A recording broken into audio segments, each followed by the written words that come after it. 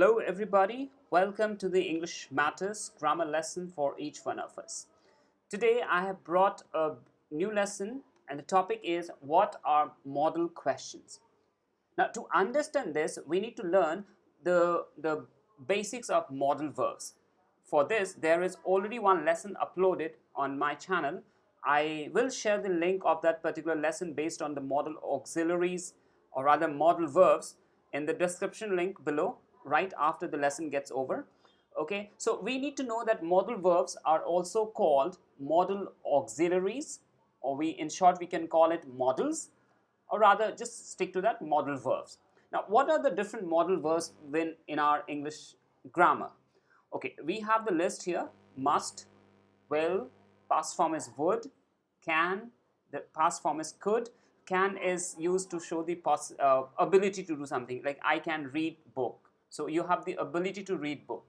I could read book, or I could read a lot of story books when I was a young boy. So it is about the something which you could do in the past. You had the ability to read a lot of story books in the past. So you can see the difference. Can, the past form is could, and both shows the ability. May, the past form is might, shall becomes should, and ought to. So these are the few, rather we have this many modal verbs in English grammar. Okay, so learn this. Now we are going to get into how to make questions using the modal verbs. To understand this, we can form yes or no questions by using the modal verbs. And what is the format? You use modal verb in the beginning of the sentence. It means it shifts towards the left, right? The modal verb is used towards the beginning of a sentence. All right, so learn this, and then it is followed by the subject, followed by the main verb. We'll practice it. We have got a few examples. When we look at the examples, it will get more clear.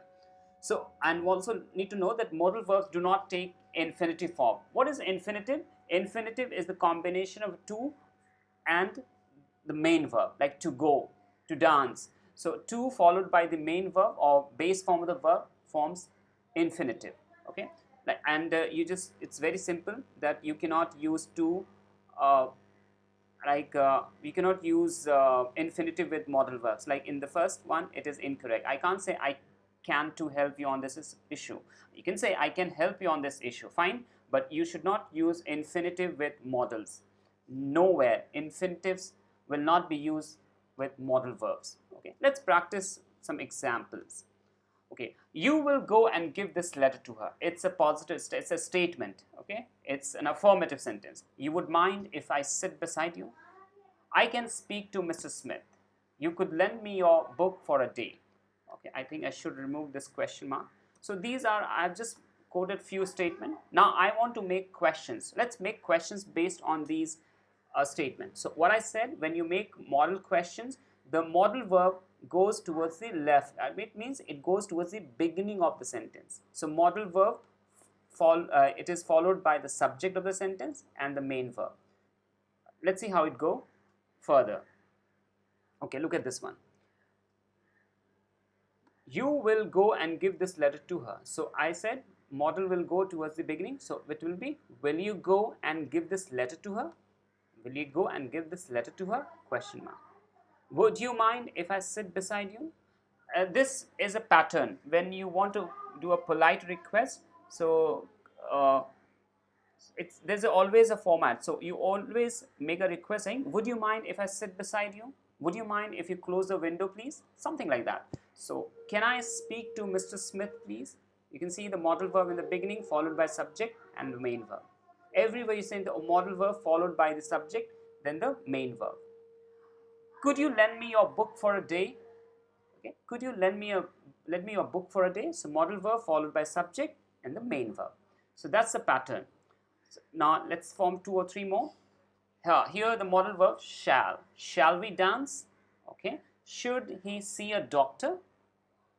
Now there is one modal verb, ought to.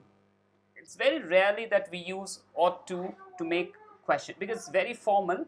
So it's not very common in our day-to-day language. Instead of ought to, we replace it by another modal verb, should. So exactly another meaning of this modal verb ought to is should. So we use should instead of ought to.